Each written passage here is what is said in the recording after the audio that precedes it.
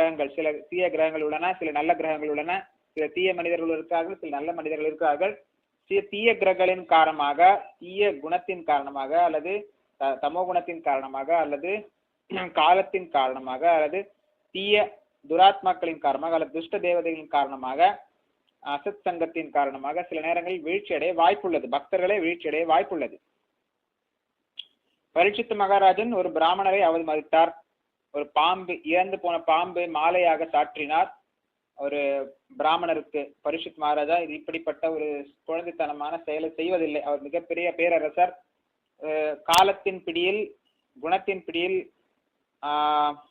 அதாவது உடல் தாகம், உடல் பசி, தாகம் போன்ற காரணங்களுக்காக அவர் அப்படிப்பட்ட ஒரு குழந்தைத்தனமான செயலை செய்து விட்டார்.